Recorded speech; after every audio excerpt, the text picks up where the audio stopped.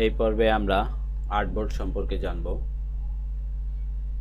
আপনি যখন ইলাস্ট্রেটরে কাজ করবেন তখন আর্টবোর্ডের সাথে পরিচিত হবেন। এখান থেকে আমরা আগে একটি অপশনে জেনেছিলাম, এখান থেকে আর্টবোর্ড নেভিগেশন করা যায়।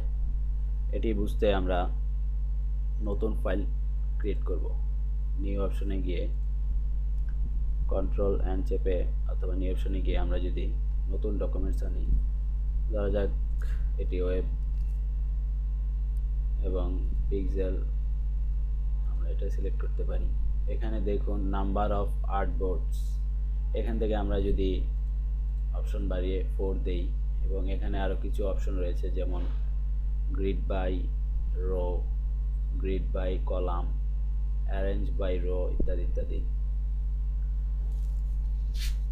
এই আপাতত আমরা by default grid by row এই অপশনটি ব্যবহার করব। এবং স্পেসিং মানে অর্থাৎ একটি আর্টবোর্ডের সাথে অন্যটির পার্থক্য কতটুকু হবে সেটি আমরা এখানে এবার 30 পিক্সেল সিলেক্ট করে দেই, তারপর ওকে দেই।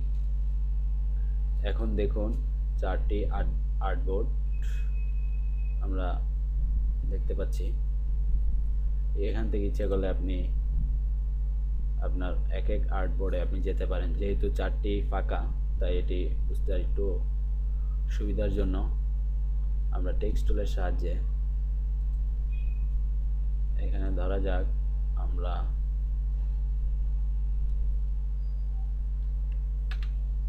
ওয়ান লিখলাম। যেহেতু লেখাটি অনেক ছোট দেখাচ্ছে, তো আমরা এটি বড় করছি। 1 টাইপ করার পর এটি আমরা ডুপ্লিকেট করে 4টি আর্টবোর্ডে আমরা এটি কপি করব। কপি করার ক্ষেত্রে সিলেকশন টুলটি সিলেক্ট করে অল্ট চেপে দেখুন, অল্ট চাপার পরে একটি ডাবল আইকন এসেছে। এভাবে আমরা এখানে এটি ডুপ্লিকেট করছি। তারপর আমরা এটি টেক্সট টুলের সাহায্যে এডিট করব। এখানে 2, এখানে 3 এবং এখানে 4 দিয়ে আমরা সেভ করলাম। এবার দেখুন আমরা এখানে যদি আর্টবোর্ড অপশনে যাই, যেমন 3, এখান থেকে 3 সিলেক্ট করার পর আমরা 3 আর্টবোর্ডে চলে গেলাম। এভাবে অন্যান্য আর্টবোর্ডে আমরা যেতে পারি। আর্টবোর্ড আপনার বিভিন্ন ক্ষেত্রে কাজে লাগতে পারে, হতে পারে সেটা ওয়েব। যেমন ধরুন আমরা এই আর্টবোর্ডটি ওয়েবের জন্য কাজ করব। সেক্ষেত্রে আমরা আর্টবোর্ড একটি টুল রয়েছে, সেটির সাহায্য নেব। আর্টবোর্ড টুল বা শিফট ও চেপে আমরা সেই টুলটি সিলেক্ট করতে পারি।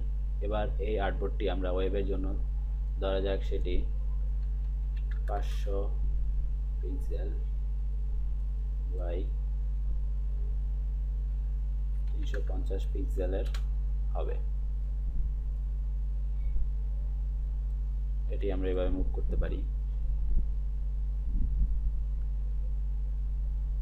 অথবা এখানে একটি অপশন রয়েছে আর্টবোর্ড অপশন, সেখান থেকেও আমরা ইচ্ছে করলে ওয়েট, হাইট কমাতে বাড়াতে পারবো। দেখুন এটি সাইজ অটো ছোট হয়ে গেল। এভাবে ধরুন আমরা এই আর্টবোর্ডটির সাইজও আমাদের প্রয়োজন মতো করব। যেমন ধরুন এখানে কয়েকটি অপশন আমরা দেখতে পাচ্ছি, move, copy artwork with artboard, show centre mark, show cross here's, show video safe area ইত্যাদি। এই কাজগুলো সম্পর্কে আমরা আস্তে আস্তে আরও জানতে পারবো। এখানে আমরা আর্টবোর্ড সিলেকশন টুলটির সাহায্যে আমরা এটি প্রয়োজনীয় অংশ, ধরা যাক এটি আমরা লোগোর জন্য রাখলাম, এটি আমরা ব্যানারের জন্য তৈরি করলাম। এটি বাই ডিফল্ট যেটি আমরা তৈরি করেছিলাম সেভাবেই থাকলো, অর্থাৎ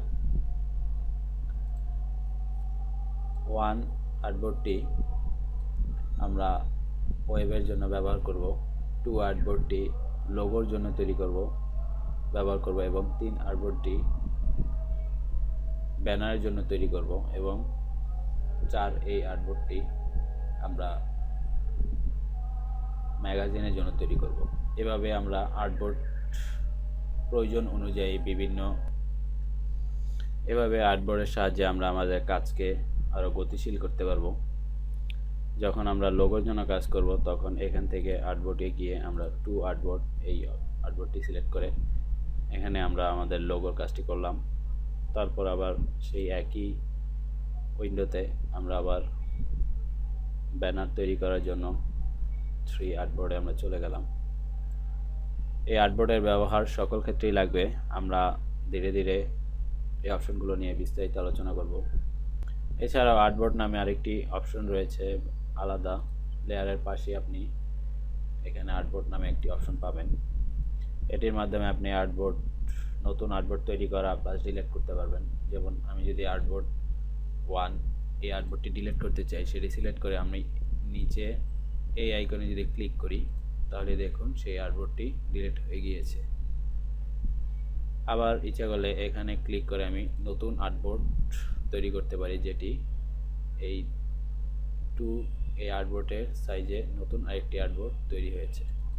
এভাবে আমরা যদি আর্টবোর্ড 3 অথবা আর্টবোর্ড 4 সেম সাইজে আমরা আরেকটি নতুন আর্টবোর্ড তৈরি করতে চাই, সেক্ষেত্রে আর্টবোর্ডটি সিলেক্ট করে এখানে ক্লিক করি, দেখুন আর্টবোর্ড 4 এর সাইজে আরেকটি আর্টবোর্ড তৈরি হয়েছে। আশা করি আর্টবোর্ড নিয়ে আপনাদের বেসিক ধারণা হয়েছে। আপনারা নিজেরা এই আর্টবোর্ড নিয়ে কাজ করে প্রয়োজন মতো আইডিয়া জেনে নিন।